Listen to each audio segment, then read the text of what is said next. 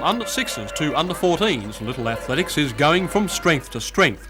About 500 competitors from 8 centres in the Lake Macquarie zone will be contesting the titles hosted by the East Lakes Little Athletics Centre.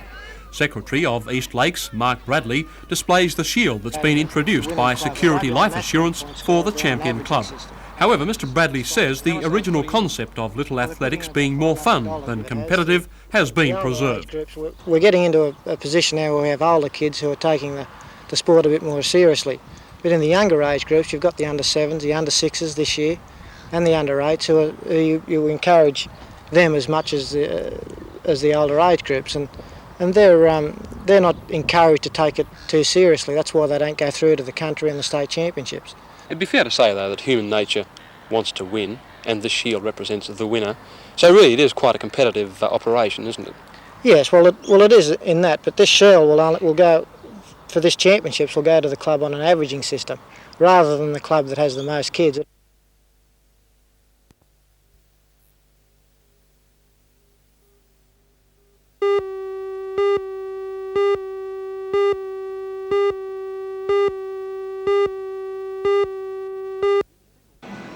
In Singleton Town Square, a centre has been opened for people to come and fill out a questionnaire on their attitude to the proposed army transfer. The Defence Department commissioned consultants Dames and Moore to set up and man the centre for the next 2 weeks. Dames and Moore were the consultants also commissioned to undertake environmental studies in the Bathurst Orange area for the proposed Army Schools complex. One of the first to visit the new study centre was the Army for Singleton Action Group, determined as ever to keep the infantry centre at Singleton. The director of the environmental study, Warren Atkinson, was keenly questioned by the group's vice president, Mike Lowy. We just hope that you can do it justice, and we think that probably 2 weeks, I think you've suggested earlier, is probably not long enough to get all the information we have to give you. Look, the 2 weeks will be just the period of time that this display is up, that we've got our shop open here. The study's going to go on well into 1986, and we'll be back in Singleton doing other aspects of the study during the start of next year. Our first 2 weeks is mainly aimed at letting the public come in and tell us what they are really worried about. If the Army do leave, what contribution the Army makes to Singleton. I asked Mr Atkinson if he thought the obvious suspicion with which some people viewed this new Singleton study was justified. Yes, I can. I mean, I think some people would see this study as a bit of a whitewash, as just coming in doing a cosmetic sort of job, but it isn't. It's an attempt at the moment to ascertain just what influence the Army has, what effect it has on the people of Singleton.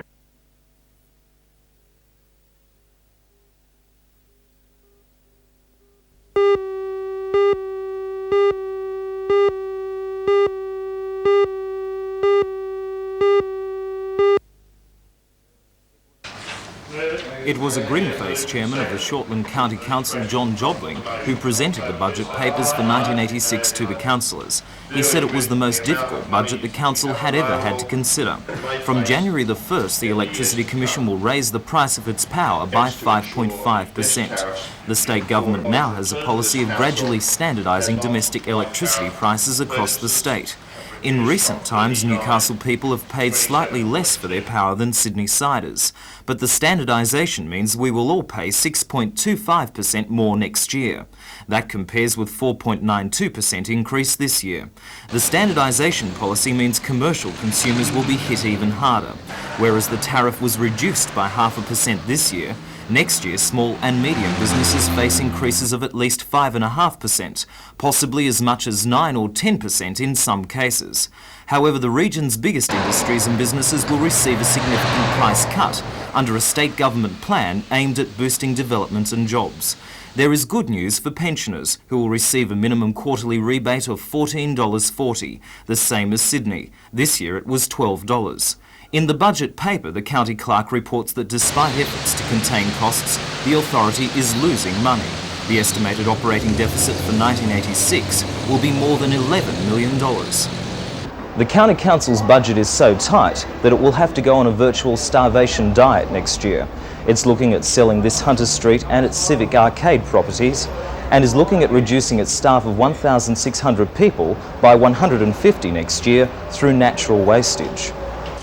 The County Council has resolved to reduce its operating expenses next year by $2.9 million, still leaving a large loss. The state government has set aside about $55 million to financially assist county councils around the state.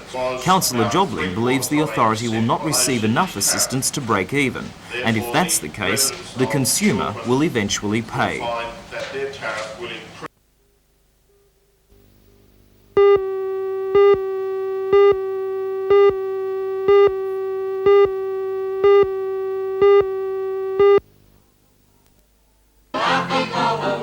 David Jones Choir was only reformed yesterday. According to Storm manager Frank Baxter, the last choir was disbanded nearly 20 years ago. It's taken nearly 18 months of planning by staff to form the choir in time for Christmas this year. All 20 members of the choir are staff of David Jones, with conductor Alan Greaves also a member of the staff.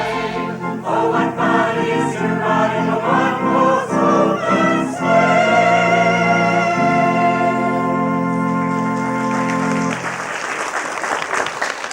Most major stores in Newcastle report a surge in sales with Christmas only 19 days away. There's been increases reported in sales figures of between 8 and 10%, and in many cases massive increases in new charge accounts and the use of credit cards.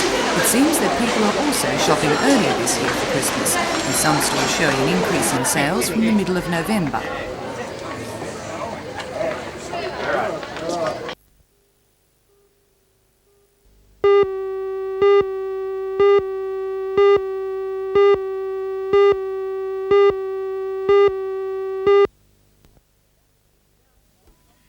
In town today, top Geelong American player Wayne McDaniels talking terms with the Newcastle NIB Falcons management. President Cole Stevenson, Secretary Peter Moynihan and manager Dennis Kittle. We're looking forward to 1986. It's a new step for the Falcons now under private ownership, and we want to win it, and we need players like you.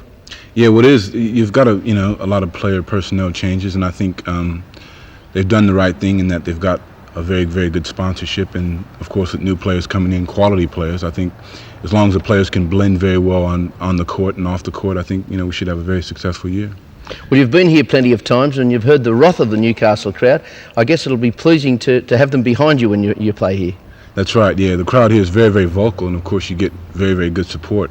And I pity other teams that will have to come here and play, because it looks like you're going to probably have to turn quite a few people away again. So we hope you sign with the Falcons. We're looking forward to your efforts in 1986. Thanks very much, Lee. Well, who have we got at this stage? Well, at this stage we've only signed two, Ian Rebillard and Ricky Simpson, who's a blackguard from Adelaide, is supposed to be a top player. We've had a verbal okay from a 6'10" centre from America, and we're confident he's on his way.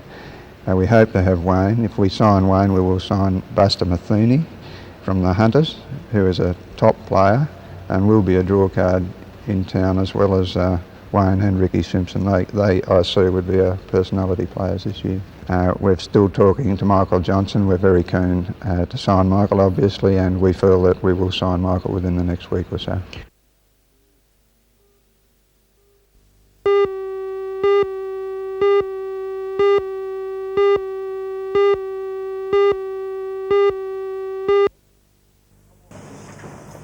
The Commonwealth Bank Award for the performance of the year goes to Vic Rooney.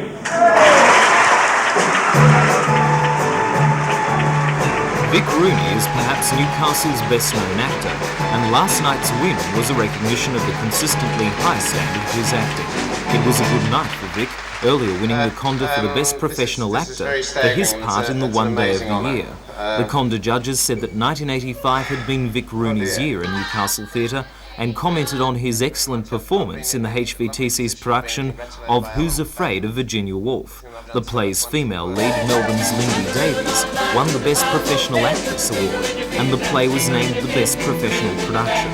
There were plenty of other highlights last night, amongst them several musical numbers, including The Rhythm of Life from the Metropolitan Players' production of Sweet Charity. The Newcastle Reps offbeat musical Jack the Ripper was named the Best Non-Professional Show, while Conda compere Michael Blacksland won for his direction of the show. Michael won a second Conda for his supporting role in The Gingerbread Lady. There was a surprise result in the Best Non-Professional Actor category when the only two nominees, Alan Richards for Oliver and Stephen Wilson for Hitting Town, were named joint winners. The Best Non-Professional Actress award went to Amanda Helmers for her role in Sweet Charity.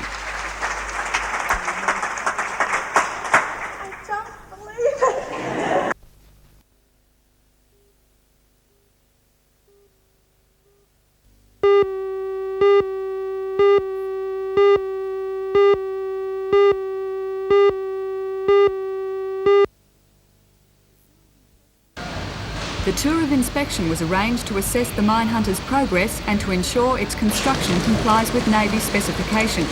The delegation included Rear Admiral Ian Knox, the commander in charge of all naval vessels, and the future skipper of the rush cutter, Lieutenant Greg Mapson. Minehunters are used to search out, identify and destroy mines in harbour localities, thereby protecting merchant ships. In wartime, the Navy argues this would enable trade to continue. Fiberglass minehunters are the new generation. The Australian Navy first toyed with the concept 11 years ago, yet its success is not guaranteed. When the rush cutter is completed, it will undergo extensive testing in coastal waters around Australia. Well, for the first 18 months or so after she commissions early next year, she'll be a trial ship to prove the concept and to see how many modifications we may need to do before we build follow-on vessels. If all goes according to plan, the Australian Navy hopes to sell the concept to navies overseas, firming up a number of inquiries it has already received, as well as enlarging Australia's own contingent. The Australian Navy hopes to order as many as 6 more minehunters following the construction of the HMAS Rush Cutter and Shoalwater. However, this depends upon the availability of government funding, the priority given to the project and the success of the vessel during trials in the water.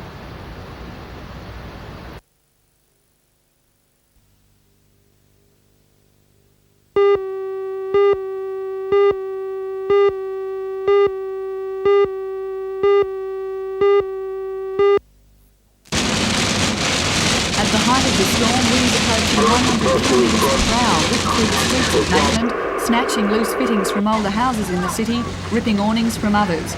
Sheds at the Maitland Showground were completely destroyed, and caravans in local parks badly storm damaged. This brand new Subaru was wrecked when the roof caved in at a rust-proofing service in Brisbane Street. Many residents were left literally without a roof over their heads, while trees were torn out by their roots, taking power lines with them.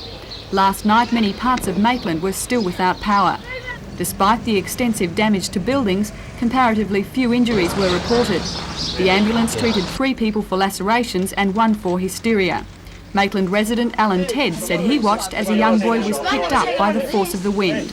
He was hanging on the wire here and the wind was that tremendous that it was actually lifting him up bodily, and the look on the boy's face and the actual wind caused a vacuum in the shop, and I couldn't open the shop door to get out to help the boy. And I went back into the shop to see if something happened in there, and I came out and the boy had disappeared. And I'd learned later that he was caught down the road, trapped under a tree, and he had been blown down the street. The boy escaped serious injury. In the wake of the storm, clean-up operations are expected to continue today.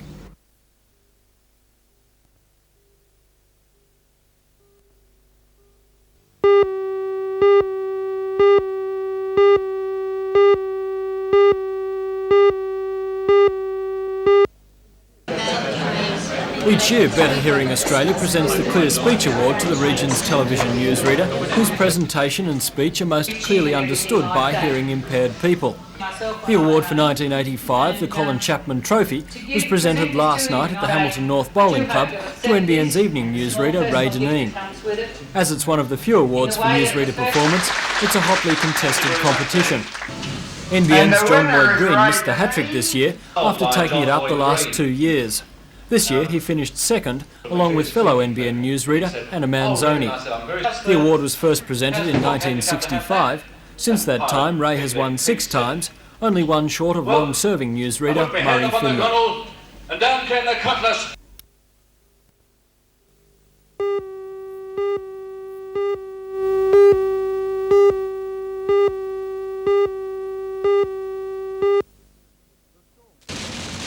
The storm took only 15 minutes to pass over Maitland, But in that time, winds travelling up to 100 kilometres an hour took their toll on houses in the city and surrounding areas. The roof of this house in Cessnock Road was ripped from the building and dropped about 20 metres away on the opposite side of the road. The occupants of the house, a man, his wife, their small child and an elderly woman, were on their way home when the storm struck. They're now looking for somewhere else to live. The contents of the house were also badly damaged by wind and rain which fell early yesterday morning. Power was still being restored to other houses in Cessnock Road late yesterday, a task that was hampered by the condition of many power poles dislodged by the force of the wind. Some of the worst damage was reported in central Maitland. The Polish Community Hall in Grant Street was demolished. Witnesses say the hall was hit by a mini tornado. The roof was torn from the building and steel girders connecting it to the brick walls buckled and snapped, scattering large sections of brickwork. The exposed inside of the building was further damaged by rain. The hall was built with funds raised by the Polish community. Its members were distraught at the extent of the damage. When I came here in the car park, and I've seen the damage, men don't cry, but it's a very hard experience to live through. Damage to property included caravan, shop windows and this white Subaru, which was wrecked when the roof of a rust-proofing service in Brisbane Street collapsed. Clean-up operations throughout the city will continue today, and many repairs will not be tackled until the weather settles.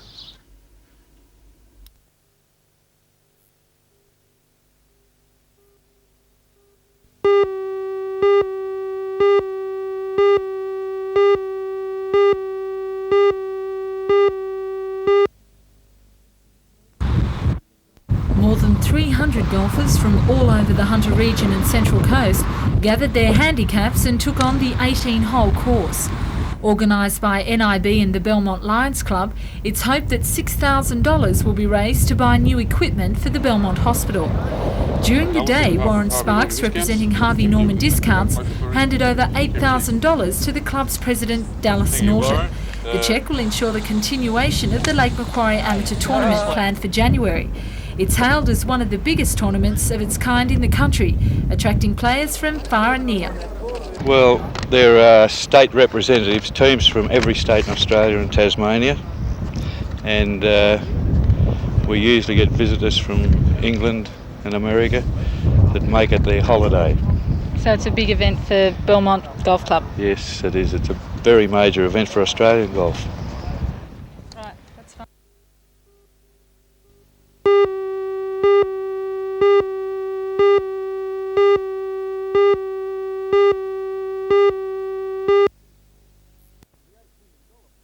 The $8 million passenger cruise vessel will be aimed at both international and local tourists.